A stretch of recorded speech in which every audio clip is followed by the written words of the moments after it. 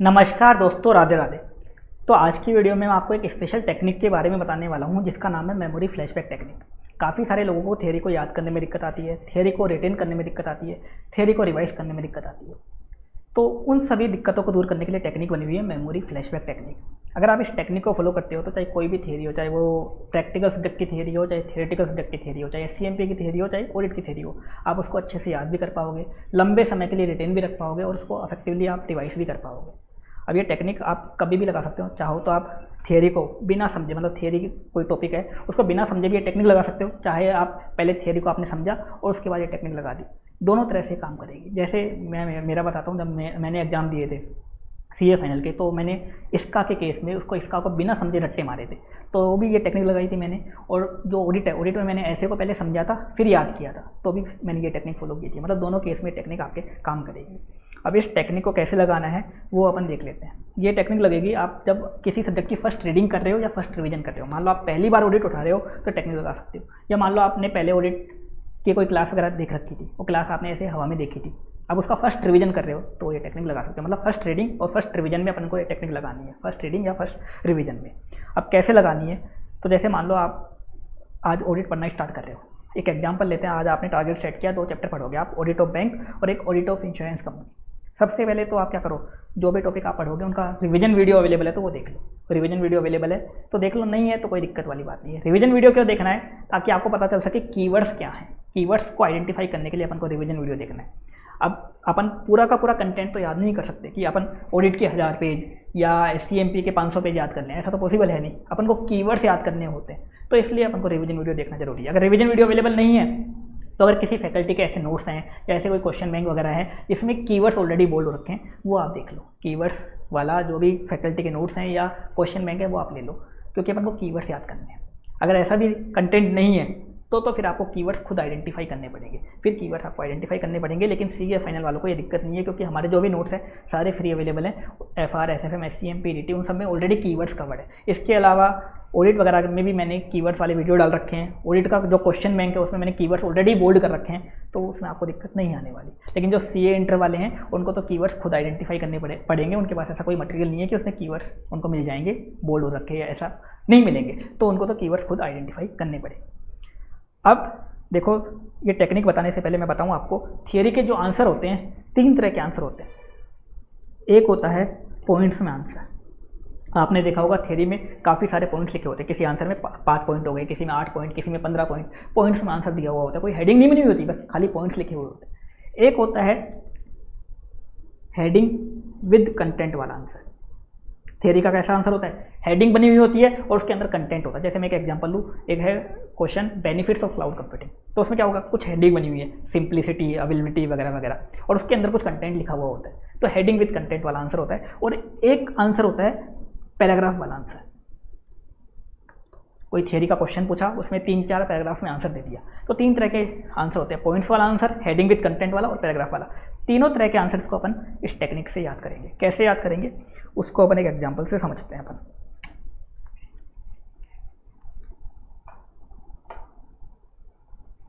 ये ऑडिट का question bank है मेरा। अब देखो, इस टेक्निक लगाते हैं अपन। ये इस क्वेश्चन बैंक में ऑलरेडी कीवर्ड्स बोल्ड हो रखे हैं। Question bank already free available है, वेबसाइट से आप डाउनलोड कर सकते हो पीडीएफ। अब देखो टेक्निक अपन लगाते हैं। जैसे अपन ने एक एग्जांपल लिया, मैं एक एग्जांपल लेता हूँ कि आज अपन ऑडिट पढ़ना स्टार्ट कर रहे हैं। 2 चैप्टर का अपन ने आज टारगेट सेट किया कि अपन को एक ऑडिट ऑफ बैंक और एक ऑडिट ऑफ इंश्योरेंस कंपनी आज याद करना है। Audit of bank, audit of insurance company. तो ऑडिट ऑफ बैंक अपन याद करना स्टार्ट कर रहे हैं। चलो यहाँ से मान लो ये चैप्टर स्टार्ट हो रहा है। पहला क्वेश्चन है, मान लो ये है स्पेशल ऑडिट कंसिडरेशन। इसमें पूछा, मान लो स्पेशल ऑडिट कंसिडरेशन। सबसे पहले तो आपको क्वेश्चन पढ़ना है, स्पेशल ऑडिट कंसिडरेशन पूछा है बैंक के केस में क्या क्या स्पेशल ऑडिट कंसिडरेशन होते हैं। तो ये आपने क्वेश्चन पढ़ लिया।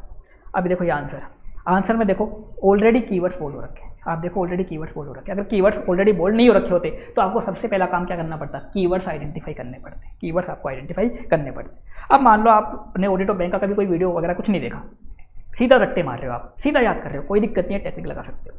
या आपने मान लो पहले ऑडिट ऑफ बैंक समझ रखा है, फिर भी ये टेक्निक लगा सकते हो। समझने के बाद भी लगा सकते हो और सीधा रट्टे मारते हो तो भी लगा सकते हो। दोनों में ये टेक्निक काम करेगी। अब अपन सीधा रट्टे मार रहे हैं, मान लो कैसे लगाएंगे टेक्निक। कीवर्ड्स ऑलरेडी बोल्ड हो रखे हैं। आपको क्या करना है, जो भी कीवर्ड्स बोल्ड हो रखे हैं आंसर में, सभी को आपको मुंह से बोलना है। ऐसा नहीं कि मन में बोलना है, मुंह से बोलना है। और 8 से 10 बार बोलना है। कितनी बार बोलना है, 8 से 10 बार बोलना है।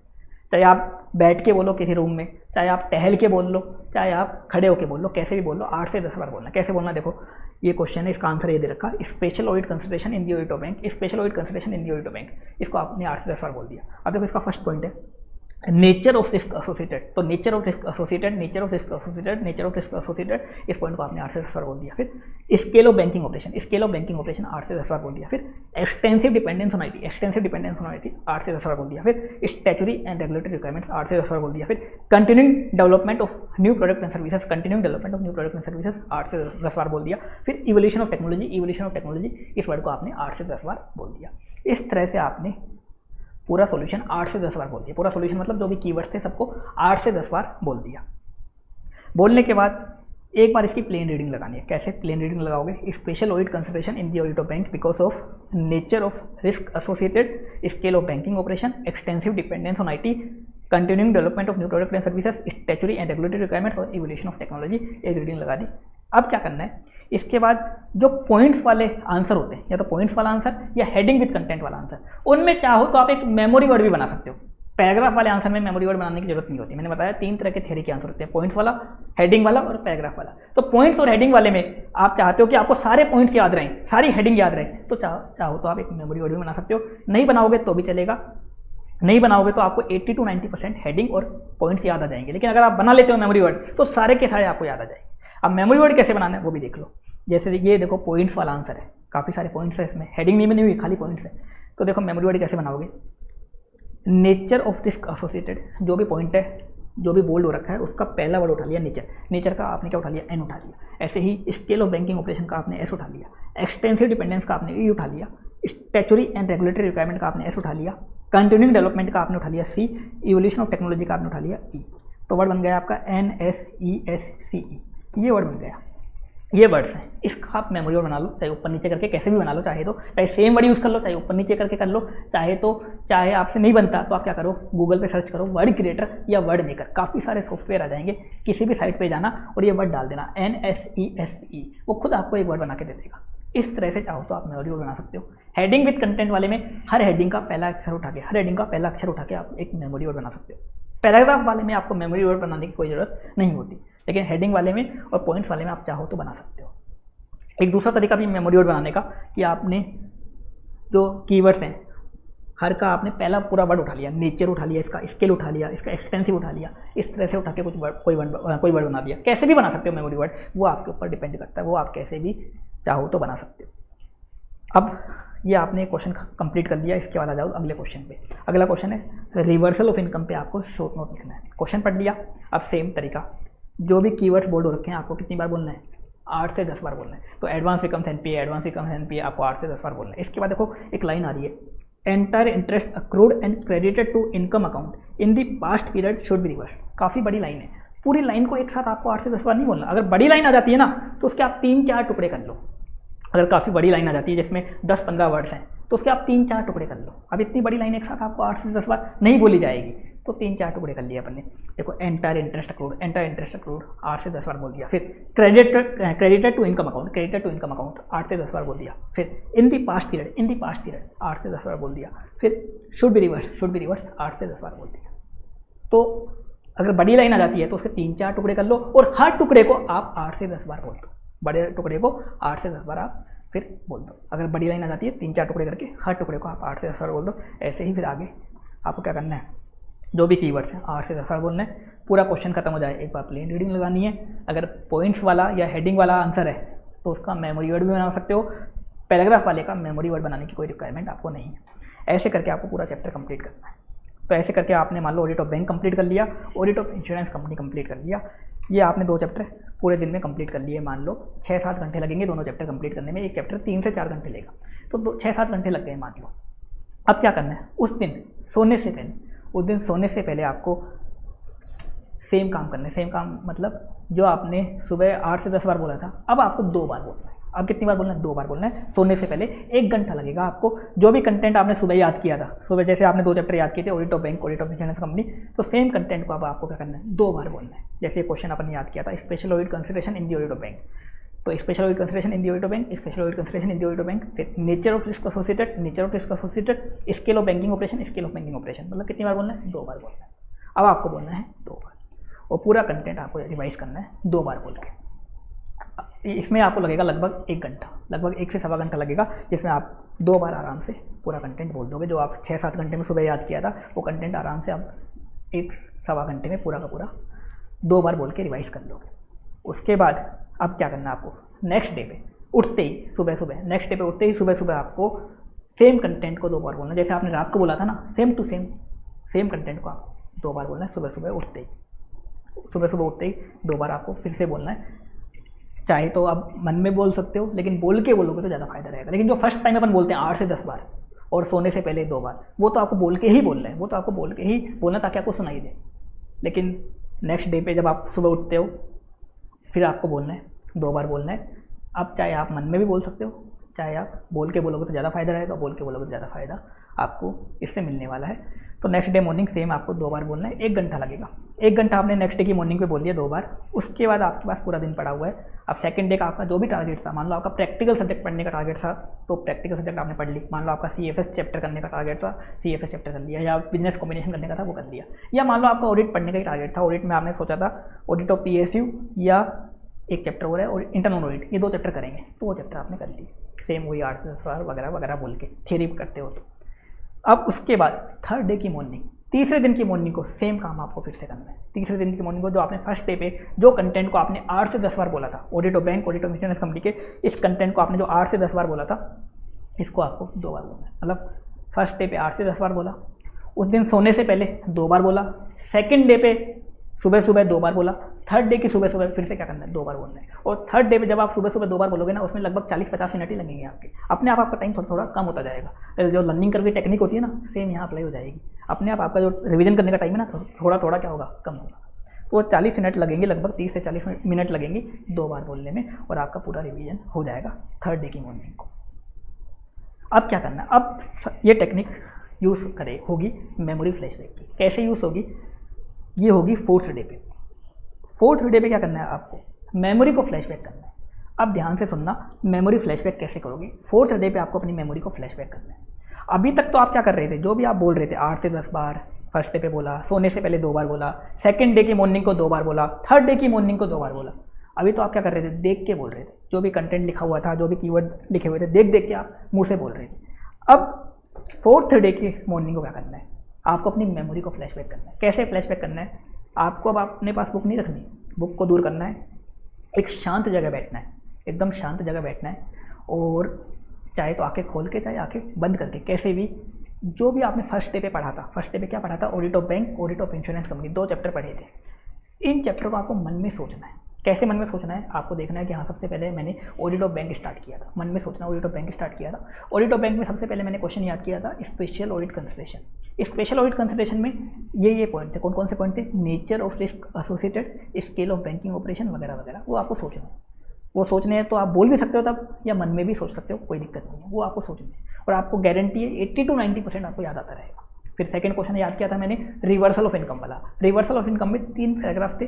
पहले पैराग्राफ में ये वर्ड थे, सेकंड वाले में ये वर्ड थे। वो आपको सोचना है, वो आपको मेमोरी को फ्लैशबैक करना है। ऐसे करके पूरे चैप्टर, ऑडिट ऑफ बैंक का आपने मेमोरी फ्लैशबैक कर ली, ऑडिट ऑफ इंश्योरेंस कंपनी की पूरी मेमोरी फ्लैशबैक कर ली। ये आपने काम कर लिया फोर्थ डे पे। फोर्थ डे में ये काम आपने कर लिया। लगभग 1 से 1.5 घंटा लगेगा, इसमें ज़्यादा टाइम नहीं लगेगा। और आपका 80 to 90% आपको पूरा कंटेंट फ्लैशबैक हो जाएगा, पूरा का पूरा याद आ जाएगा। वो तो आपके दिमाग में छप चुका। अब आप उसको 2 साल बाद भी रिवाइज करते हो तो भी नहीं भूलोगे, पूरा दिमाग में वो छप चुका। उसके बाद क्या करना है, जितनी मेमोरी फ्लैशबैक करी, पूरी मेमोरी फ्लैशबैक करने के बाद, दोनों चैप्टर की मेमोरी फ्लैशबैक कर ली, आपको अब नोट्स खोलने हैं या जो भी आपका क्वेश्चन है उसको खोलना है और एक बार पूरा का पूरा रीड करना है। एक बार बस रीडिंग करनी है, जो भी आप याद रहा या जो भी आप भूले, पूरा का पूरा एक बार रीडिंग करनी है। फिर आपको याद रहेगा कि हाँ 80 to 90% तो आपको याद आ गया था, ये 10 to 20% ये लाइन्स या ये वर्ड्स आप भूल गए थे, तो उनको एक बार और देख लो, वो भी आपके दिमाग में छप जाएंगे और पूरा का पूरा कंटेंट आपका याद हो जाएगा। मेमोरी फ्लैशबैक करते वक्त जो मेमोरी वर्ड आपने बनाए थे वो भी फ्लैशबैक कर लो। हाँ, इस वाले आंसर का ये मेमोरी वर्ड था, इस वाले का ये मेमोरी वर्ड था, ये भी फ्लैशबैक कर लो और वो दिमाग में आपके छप जाएगा। अब आप उन चैप्टर को भूल जाओ, अब वो चैप्टर आपके दिमाग में छप चुके हैं। अब आप उनको 2 महीने बाद भी रिवीजन के लिए उठाते हो तो भी दिक्कत नहीं आने वाली। जब 2 महीने बाद आप रिवीजन के लिए उठाओगे, एक बार भी रीडिंग करोगे या 2 बार भी रीडिंग करोगे, पूरा का पूरा दिमाग में याद आ जाएगा। और अगर 2 साल बाद भी उठाते हो तो 2 बार भी रीडिंग कर लोगे ना 2 साल बाद, तो पूरा का पूरा दिमाग में आपके याद आ जाएगा, पूरा का पूरा दिमाग में फिट है वो आपके तुरंत याद आ जाएगा। ये था, इस तरह से ये होगा आपका फर्स्ट रिवीजन। ये आपका फर्स्ट रिवीजन है, ऐसा मत सोचना ये 5-6 रिवीजन हो गए आपके, ये अभी आपका फर्स्ट रिवीजन हुआ है। यही मेन है, थियरी में सबसे मेन होता है फर्स्ट रिवीजन या फर्स्ट रीडिंग। अगर आपने फर्स्ट रीडिंग इस तरह से कर ली, मेमोरी को फ्लैशबैक कर लिया, अब वो कंटेंट आप कभी नहीं भूलने वाले। अब मान लो आप 2 महीने बाद सेकंड रिवीजन करते हो, तो जो आपने फर्स्ट रिवीजन किया था इस तरह से किया था अगर, तो पूरा का पूरा कंटेंट आपको याद रहेगा। बस आपको एक रीडिंग लगानी पड़ेगी, अपने आप याद आ जाएगा। आप ऐसा नहीं सोचोगे कि 2 महीने बाद भूल जाएंगे, कुछ नहीं भूलोगे आप। फिर आप एग्जाम से 1.5 डे पहले जो रिवीजन करते हो, पूरा का पूरा कंटेंट एक रीडिंग में भी आपका याद आ जाएगा। एक रीडिंग में आपका पूरा का पूरा कंटेंट याद रह जाएगा और याद आ जाएगा। एग्जाम में भी पूरा कंटेंट आपको याद आ जाएगा। ये मेमोरी फ्लैशबैक करना जरूरी है। बस पहले तो रट्टे मान लिए अपन ने, फिर उसका फ्लैशबैक कर लिया। और ये टेक्निक मैंने बताया, किसी सब्जेक्ट को बिना समझे भी ये टेक्निक लगा सकते हो थियरी पे। और अगर समझ के लगाते हो तो ये होता है कि समझ के लगाओगे तो शायद थर्ड डे पे ही आपको मेमोरी फ्लैशबैक करनी पड़ जाए, आपको एक रिवीजन थोड़ा कम करना पड़ जाए। ऐसा नहीं हो सकता है अगर समझ के करते हो। लेकिन बिना समझे याद करते हो तो फिर 4th डे पे ही आप मेमोरी को फ्लैशबैक करना। अगर आप 3rd डे पे करते हो तो 50-60% याद आएगी। 4th डे पे करोगे तो 80-90% तक याद आ जाएगी। हो सकता है 100% भी याद आ जाए। लेकिन समझ के करते हो तो हो सकता है 3rd डे पे ही पूरी मेमोरी फ्लैशबैक हो जाए थियरी सब्जेक्ट पे। और जो प्रैक्टिकल सब्जेक्ट होती हैं, जैसे मान लो प्रैक्टिकल सब्जेक्ट है आपका फॉरेक्स वगैरह के फॉर्मूले वगैरह हैं या पोर्टफोलियो के फॉर्मूले हैं एसएफएम के, तो इसकी भी आप मेमोरी फ्लैशबैक कर सकते हो। मान लो ये आपने समझ लिए, अब इन फॉर्मूलों को आपको दिमाग में फिट करना है, तो ये तो सेम डे ही मेमोरी फ्लैशबैक कर सकते हो। मान लो दिन में आपने समझे, रात को आपने बैठ के सोच लिया कि हाँ ये फॉर्मूला ऐसे था, ये फॉर्मूला ऐसे था, सेम डे ही क्या हो जाएंगी, मेमोरी फ्लैशबैक हो जाएगी और फिट हो जाएगी। तो प्रैक्टिकल सब्जेक्ट में दिक्कत नहीं आती, वहाँ मेमोरी फ्लैशबैक करने की जरूरत भी नहीं पड़ती। वहाँ करना चाहो तो कर सकते हो, वहाँ सेम डे हो जाएगी। लेकिन अगर कोई थियरी है और उसके आप रट्टे मार रहे हो तो ये तरीका आपको फॉलो करना पड़ेगा। चौथे दिन जाके वो मेमोरी फ्लैशबैक होगी, आपके दिमाग में आएगी और वो फ्लैशबैक करनी जरूरी है, तब जाके वो दिमाग में आपके फिट हो जाएगी। फिर आप उसको कभी भी नहीं भूलोगे और तब जाके आपको पूरे मार्क्स भी मिलेंगे। क्योंकि देखो इंस्टीट्यूट जो मार्क्स देता है, कीवर्ड्स के मार्क्स होते हैं। कीवर्ड्स आपको एग्जैक्ट लिखने होते हैं, उसमें अगर आपने वर्ड वगैरह चेंज कर दिए तो इंस्टीट्यूट मार्क्स काट लेता है। और ये मार्क्स तभी मिलेंगे जब आप उनको याद कर पाओगे। आप ऑडिट और बैंक चैप्टर जैसे मान लो, कितनी भी आपने बैंक की ऑडिट करी हो, कितनी भी बैंक की कैसी बड़ी बड़ी ऑडिट करी हो, सेंट्रल ऑडिट वगैरह कैसी भी ऑडिट करी हो, आप कभी भी उसका आंसर नहीं लिख सकते ठीक से एग्जाम में, क्योंकि आप लिख दोगे अपने प्रैक्टिकल एक्सपीरियंस के बेस पे, लेकिन उसके कीवर्ड्स कुछ अलग होंगे, आपको मार्क्स नहीं मिलेंगे। तो ऑडिट जैसे सब्जेक्ट वगैरह में अपन को याद ही करना पड़ता है। आजकल एससीएमपी में भी अपन को याद करना पड़ता है। आपने एससीएमपी कितनी भी फैकल्टी की क्लास ले ली या कितने से भी समझ लिया, लेकिन मार्क्स मिलेंगे आपको कीवर्ड्स को याद करके। तो कीवर्ड्स तो अल्टीमेटली आपको याद ही करने पड़ते हैं। हाँ, तरीका ये हो सकता है आपने पहले समझ लिया फिर रट्टे मार लिए, या बिना देखे रट्टे मार लिए, दोनों तरीके होते हैं। दोनों तरीके से आप याद कर सकते हो। जैसे मैंने बताया, मैंने क्या किया था आर्टिकलशिप के टाइम, जो ऑडिट थी, ऑडिट में ऐसे को मैंने समझ के रट्टे मारे थे, और जो इसका थी बिना समझे रट्टे मारे थे। तो कैसे भी आप याद कर सकते हो। और यहाँ दिमाग में नहीं लगाना आपको, बस बोलना है मुंह से। जो आप ये रिवीजन करोगे, फर्स्ट रिवीजन 8 से 10 बार बोलोगे, फिर सोने से पहले 2 बार बोलोगे, नेक्स्ट डे की मॉर्निंग को 2 बार बोलोगे, और 3rd डे की मॉर्निंग को 2 बार बोलोगे। ये आपको खाली बोलना है, कोई दिमाग में नहीं लगाना, बस बोलना है। कीवर्ड्स आइडेंटिफाई हो रखे हैं, बस उसको बोलना है, बस आपको सुनाई देना चाहिए। हाँ, ये करते वक्त, मेमोरी फ्लैशबैक करते वक्त आपका ध्यान दिमाग में जाएगा। तब आपको एकदम शांत जगह बैठना है, आंखें बंद करनी है या आंखें खोल के भी कैसे भी कर सकते हैं। लेकिन ये जो मैंने स्टार्टिंग का प्रोसेस बताया, इसमें तो आपको खाली बोलना ही है। और ये प्रोसेस कहीं भी फॉलो कर सकते हो आप, ऑफिस में बैठ के, घर पे बैठ के, छत पे टहल के, खड़े होके, कहीं भी कर सकते हो। इसके लिए एकदम शांत प्लेस की जरूरत भी नहीं होती। जैसे मैं बताऊँ, मेरा एग्जाम्पल दूँ, मैं क्या करता था जब इसका मैंने याद की थी, इसका या ऑडिट में जो थ्योरी याद की थी, मेरे घर से ऑफिस जाने में, जब मैंने जहाँ जयपुर में रुका हुआ था वहाँ से ऑफिस जाने में 1 घंटा लगता था लगभग। बस वगैरह में जाता था मैं, तो बस में, लो फ्लोर बस वगैरह में 1 घंटा लगता था। और आने में तो और भी ज़्यादा टाइम लग जाता था, क्योंकि रात को ट्रैफिक ज़्यादा होता है, तो 1.5-2 घंटे लग जाते थे। तो इस टाइम पे मैं क्या करता था, बस में बोल बोल के चीज़ें याद करता था। क्यों, फालतू टाइम होता था, वैसे वेस्ट जाता। तो बस में कभी कभी सीट मिल जाती थी, कभी नहीं मिलती थी, तो मैं तो याद करता था। दुनिया वाले कुछ भी कहें, उससे कोई मतलब नहीं है, मैं तो बोल बोल के उस टाइम को यूटिलाइज कर लेता था, क्योंकि वो टाइम वैसे भी फालतू था। तो ये वाला जो प्रोसेस होता है स्टार्टिंग वाला, बोल बोल के याद करने वाला, 8 से 10 बार, 2 बार, 2 बार, 2 बार, ये आप कहीं भी कर सकते हो। चाहे आप घर पे कर लो, बस में कर लो, ट्रैवलिंग में कर लो, टॉयलेट में कर लो, कहीं पे भी कर लो, कोई दिक्कत वाली बात ही नहीं है इसमें। हाँ, लेकिन ये मेमोरी जो फ्लैशबैक करोगे, ये थोड़ी शांत जगह पे बैठ के करना, तब जाके फ्लैशबैक अच्छे से होगी। तो ये बिल्कुल सिंपल प्रोसेस है। इस प्रोसेस को फॉलो करना, गारंटी से बोलता हूँ आपको पूरी थियरी याद हो जाएगी और कभी भूलोगे भी नहीं, 2 साल बाद भी नहीं भूलोगे। मैंने जो इसका वगैरह याद कर रखी है ना, अगर आज भी मैं उसको रिवाइज कर रहा हूँ ना, आज भी मेरे को याद आ जाएगी, वो ऐसे याद हो रखी। और मैंने जो एग्जाम में बिल्कुल एग्जैक्ट कीवर्ड्स कॉपी पेस्ट किए थे, इसका में भी ऑडिट में भी, तभी मेरे इतने मार्क्स थियरी में आए थे। तो इस तरह से आपको ये टेक्निक लगानी पड़ेगी और ये थियरी पे लगानी ही पड़ेगी आपको कोई तरीका ही नहीं है कि मार्क्स ले सको। जैसे एसएफएम में थियरी आती है तो उसमें आप सोचो कि अपना दिमाग लगा के आपने अपने वर्ड्स लिख दिए, मार्क्स मिल जाएंगे, नहीं मिलेंगे, आपको याद करना ही पड़ेगा। कितना भी समझ लो, याद तो करना ही पड़ेगा। ऐसे ही एससीएमपी में अब याद करना पड़ेगा, ऑडिट में याद करना पड़ेगा। हाँ, डीटी वगैरह है, आईडीटी वगैरह, इसमें आप अपने वर्ड्स में लिखोगे तो भी मार्क्स मिल जाते हैं। लेकिन एसटीएमपी की थियरी है, ऑडिट की थियरी है, एसएफएम में जो थियरी आती है, इनमें तो अपन को रट्टे मारने ही पड़ते हैं। सीए इंटर में EIS-SM पूरी याद करनी पड़ती है, सीए इंटर की ऑडिट याद करनी पड़ती है। समझ के याद कर लो चाहे या बिना समझे याद कर लो, दोनों तरीके हैं। समझ के याद करोगे तो 4th डे पे आपकी मेमोरी फ्लैशबैक होगी, क्या बोलते हैं, समझ के याद करोगे तो 3rd डे पे ही हो जाएगी। बिना समझे करोगे तो फिर 4th डे पे मेमोरी आपकी फ्लैशबैक होगी। और प्रैक्टिकल सब्जेक्ट की मेमोरी फ्लैशबैक करोगे तो सेम डे हो जाती है। प्रैक्टिकल सब्जेक्ट में कुछ फॉर्मूले वगैरह आप फ्लैशबैक करते हो तो उनमें करने की जरूरत नहीं होती, लेकिन करना चाहो तो उसमें भी आप ये टेक्निक लगा सकते हो। ये थी टेक्निक, मेमोरी फ्लैशबैक टेक्निक। मैंने आपको डिटेल में बता दी कैसे आपको थियरी याद करनी है, कैसे थियरी रिटेन रखनी है।